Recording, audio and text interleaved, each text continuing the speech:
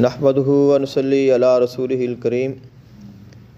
اعوذ باللہ من الشیطان الرجیم بسم اللہ الرحمن الرحیم الصلاۃ والسلام علیک یا سیدی یا رسول اللہ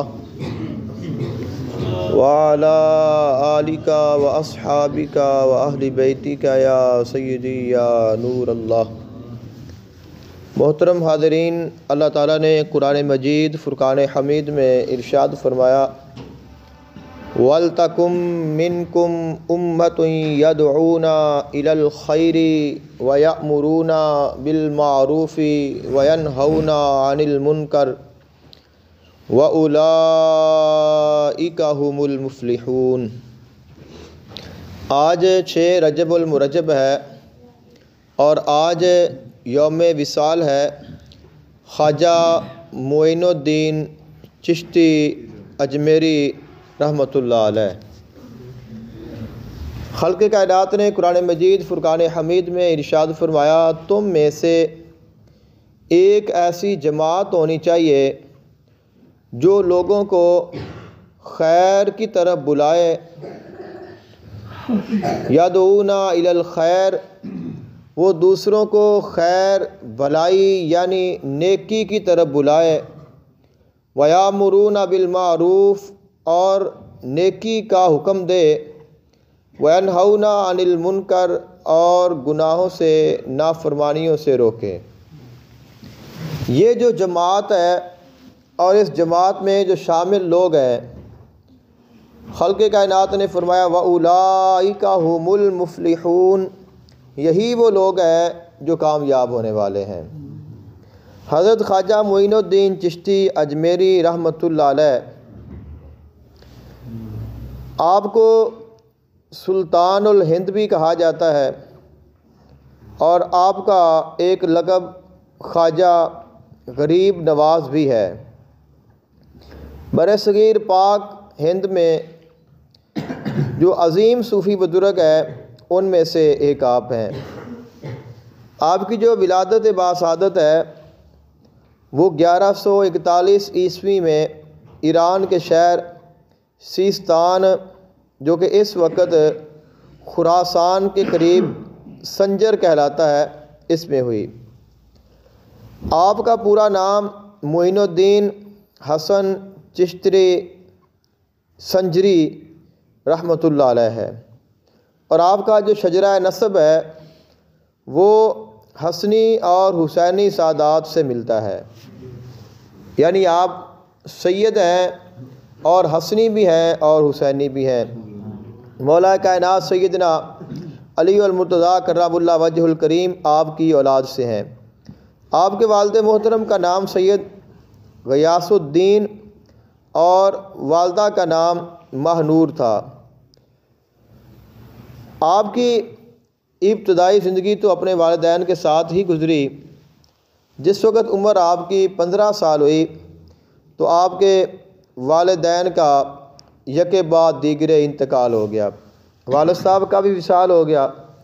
اور والدہ محترمہ بھی انتقال فرما گئیں۔ آپ کو اپنے والد صاحب کی وراثت میں سے ایک باغ ملا جس کی آپ باغبانی کرتے تھے، اس کو خیال رکھتے تھے، اور وہی آپ کا ذریعہ معاش بنا۔ تو ایک عرصہ تک تو آپ اسی کام میں مشغول رہے، اور پھر ایک دن ایک بزرگ شیخ ابراہیم کندوزی رحمۃ اللہ علیہ آپ کے باغ میں تشریف لائے اور آپ نے ان کا بہت ادب اور احترام کیا۔ وہ اللہ تعالیٰ کے خاص بندے تھے، اللہ والے تھے۔ انہوں نے اپنی خصوصی شفقت کی اور آپ کو روحانیت کی طرف راغب فرمایا۔ تو آپ چند دن وہاں پہ رہے اور انہوں نے آپ کی تربیت فرمائی، جس کا نتیجہ یہ ہوا کہ آپ نے تمام دنیاوی مال اور متاع اللہ کی راہ میں خیرات کر دیا اور روحانیت کا راستہ اختیار کر لیا۔ اس کے بعد پھر آپ نے حصول علم کے لیے سمرقند اور بخارا جیسے علمی مراکز کا سفر کیا، جہاں سے آپ نے قرآن پاک حفظ کیا، تفسیر پڑھی، فقہ پڑھی، احادیث کی کتابیں پڑھیں اور دیگر جتنے علوم ظاہری تھے ان تمام میں مہارت حاصل کی۔ اور اس کے بعد پھر بغداد شریف میں مشہور صوفی بزرگ حضرت خواجہ عثمان ہارونی رحمۃ اللہ علیہ آپ کے ہاتھ پر بیعت کی، ان کے مرید ہوئے اور کئی سال تک ان کی خدمت میں رہے اور ان سے روحانی فیض حاصل کرتے رہے۔ پھر ایک مرتبہ دو روایتیں ہیں، ایک ہے کہ آپ نے حضور آقا دو عالم صلی اللہ علیہ وآلہ وسلم کے روضہ پاک پر حاضری دی، اور دوسرا ہے کہ آپ وہیں پہ تھے۔ بہرحال آپ کو حضور آقا دو عالم صلی اللہ علیہ وآلہ وسلم کی زیارت ہوئی اور آقا علیہ السلام نے ارشاد فرمایا کہ ہم نے آپ کی جو ذمہ داری ہے وہ ہندوستان میں لگا دی ہے، تو آپ ہندوستان تشریف لے جائیں۔ اور یہ بھی کہا جاتا ہے آقا علیہ السلام نے خصوصاً یہ حکم دیا آپ نے ہندوستان جانا ہے لیکن لاہور کے رستے سے ہو کے جانا ہے، یعنی حضور داتا گنج بخش علی حجویری رحمۃ اللہ علیہ آپ کی بارگاہ سے ہو کر پھر آپ نے آگے جانا ہے۔ اس کی کئی وجوہات بیان کی جاتی ہیں اور سب سے بڑی وجہ یہ ہے کہ حضور داتا صاحب آپ کی خدمت میں آپ نے رہنا ہے اور وہاں سے آپ نے مزید اکتساب فیض حاصل کرنا ہے تاکہ آپ ہندوستان کے جو ہندو جادوگر ہیں اور ان کی جادوئی اور شیطانی طاقتیں ہیں ان کا آپ بہترین طریقے سے مقابلہ کر سکیں۔ تو یہ آقا علیہ السلام کا حکم تھا۔ آقا علیہ السلام جسے چاہیں اس کو جو چاہیں عطا فرما دیں۔ آپ یہ ساری طاقتیں، ساری روحانیت خود بھی عطا فرما سکتے ہیں اور آپ کے پاس ہی ساری طاقتیں ہیں، لیکن آقا علیہ السلام نے چاہا کہ ہم حضور داتا صاحب کو اس میں شامل کریں تو آپ نے فرما لیا، اور پھر آپ یہاں پہ تشریف لائے اور آپ نے یہاں پہ تقریباً 40 دن کا آپ نے چلہ فرمایا یا وظیفہ کیا یا آپ نے وہاں پہ قیام کیا، اور آج بھی آپ کا وہ جو حجرہ مبارکہ ہے وہ لاہور دادا صاحب پہ موجود ہے جہاں بیٹھ کر آپ چلہ کرتے رہے۔ تو پھر آپ لاہور میں تشریف لائے اور آپ نے وہاں پہ باقاعدہ پڑھائی کی، اور اس جگہ پہ جو آپ نے پڑھائی کی ہے اس کے بارے میں ہے کہ آپ نے دعائے برہتی شریف کا وظیفہ کیا تھا۔ دعائے برہتی شریف اس کو عہد سلیمانی بھی کہا جاتا ہے۔ مختصر اس کا تعارف یہ ہے، حضرت سلیمان بن داود علیہ السلام کا اگر ہم واقعہ پڑھیں تو ان کے واقعہ قرآن پاک میں بھی موجود ہے۔ خالق کائنات نے ارشاد فرمایا ہم نے ان کو آزمایا، اور اس کی آزمائش کی صورت کیا سی؟ وَلَقَدْ فَتَنَّا سُلَيْمَانَ وَأَلْقَيْنَا عَلَىٰ كُرْسِيِّهِ جَسَدًا ثُمَّ أَنَابَ، کہ ان کی جو جگہ تھی وہاں پہ ایک شیطان آ کے بیٹھ گیا۔ آپ کے پاس ایک انگوٹھی ہوتی تھی حضرت سلیمان علیہ السلام کے پاس، اور اس انگوٹھی کے اوپر ایک نقش کندہ ہوا تھا جس کو نقش سلیمانی کہا جاتا ہے، اور وہ انگوٹھی اللہ تعالیٰ نے اس انگوٹھی میں بڑا کمال رکھا تھا۔ تو وہ انگوٹھی آپ کی جو ہے وہ کسی نہ طرح آپ نے اتاری وضو کرنے کے لیے یا ویسے قضاء حاجت کے لیے، تو وہ ایک شیطان جن تھا تو اس نے اٹھا لی۔ جب اس نے اٹھائی تو وہ اللہ تعالیٰ کی چونکہ آزمائش تھی، آزمائش نبیوں پر بھی آئی ہے، تو اللہ تعالیٰ جب آزماتا ہے تو پھر اللہ تعالیٰ ہی اس کے راز جانتا ہے، تو یہ اللہ کی آزمائش تھی، اور اس آزمائش کی صورت میں وہ جو شیطان تھا اس نے آپ کے تخت پر قبضہ کر لیا۔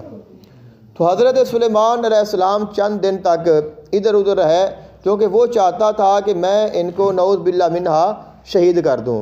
تو آپ پھر ایک دریا کے کنارے ایک جو مچھلیاں پکڑنے والا ہے اس کے پاس تشریف لے گئے، وہاں آپ نے مچھلیاں پکڑیں اور اس کے ساتھ طے یہ ہوا کہ ایک آپ کی ہوگی اور ایک میری ہوگی جو ہم پکڑیں گے۔ تو اللہ تعالیٰ کی طرف سے اس شیطان کے اوپر جب سختی ہوئی تو وہ وہاں سے بھاگا آپ کے تخت سے، اور وہ بھاگتا ہوا وہ جو تختی ہے آپ کی جو انگوٹھی ہے وہ دریا میں ڈال گیا۔ اس نے کہا کہ اب مجھ سے تو جا رہی ہے تو ان کو بھی نہ ملے، لیکن اللہ کے راز ہیں، اللہ جو چاہے کر سکتا ہے۔ تو آپ نے جب اس شیطان نے وہ انگوٹھی پھینکی تو ایک مچھلی کے منہ میں آئی، اللہ کے حکم سے، اور وہ 2 مچھلیاں جو آپ نے پکڑی ان میں سے ایک وہ تھی جس کے پیٹ میں وہ انگوٹھی تھی۔ جب تقسیم کی گئی تو آپ نے جب اپنی مچھلی کو کھولا تو اس کے اندر سے وہ آپ کو انگوٹھی مل گئی، اور آپ نے اس کو پہنا، اور چونکہ آزمائش پوری ہو گئی تھی تو اللہ تعالیٰ نے اسی وقت ہر چیز آپ کے پھر مسخر کر دی۔ تو آپ نے پھر اس وقت تمام شیطانوں کو جمع کیا، جتنے جنات تھے،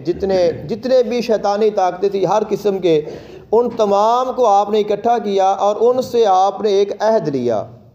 جس کو عہد سلیمانی کہا جاتا ہے، اور عام لفظوں میں اس کو دعائے برحتیہ کہا جاتا ہے، اور یہ 28 اسما ہیں جو کہ آپ نے ان تمام سے دہرائے۔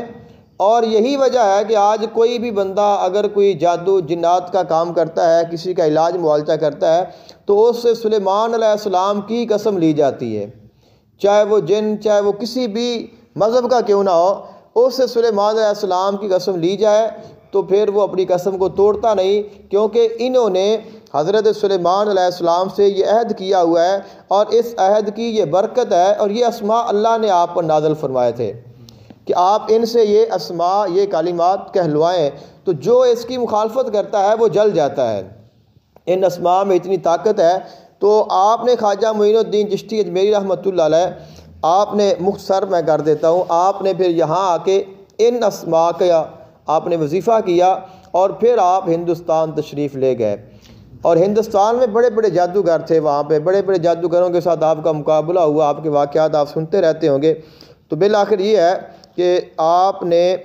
تقریباً 90 لاکھ لوگوں کو وہاں پہ کلمہ پڑھایا، اتنی آپ نے دین اسلام کی تبلیغ کی۔ اور یہ جو آپ کا نام ہے غریب نواز، اس میں اس کی وجہ کیا ہے؟ اس کی وجہ یہ ہے کہ آپ نے لوگوں کو یہ تعلیمات دی تھیں، آپ نے فرمایا کہ غریبوں کا احساس کرو، بھوکے کو کھانا کھلاؤ، اور دکھیے کے کام آؤ۔ تو غریبوں کا خیال رکھنے والے، اس کا معنی اصل یہ ہے کہ غریبوں کا احساس کرنے والے، ان کا خیال رکھنے والے، اور آپ کے مزار پر ہمیشہ لنگر چلتا رہتا تھا، جب آپ موجود تھے تب بھی اور اب بھی، تو غریبوں کو کھانا کھلایا جاتا ہے۔ اسی وجہ سے ہی آپ کا نام غریب نواز ہے۔ کچھ لوگ اس کے اوپر اعتراض کرتے ہیں جی کہ جو نوازنا تو اللہ کی شان ہے، یہ ایک لفظ بن گیا ہے، وگرنہ اس کا اصل مقصد یہ ہے کہ غریبوں کا احساس کرنے والے، تو اللہ کی مخلوق ہے، اس کا احساس کرنے سے اللہ تعالیٰ نے لوگوں کو اس نام، لوگوں میں آپ کو اس نام سے مشہور کر دیا۔ سیدنا علی المرتضیٰ شیر خدا کرم اللہ وجہ الکریم، آپ کا فرمان ذیشان،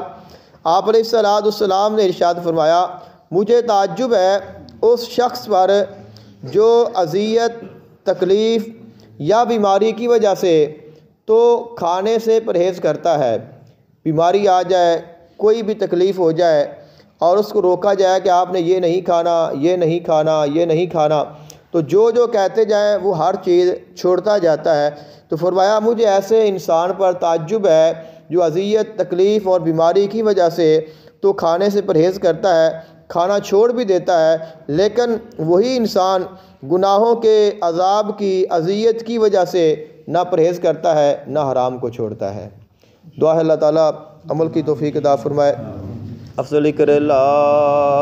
الہ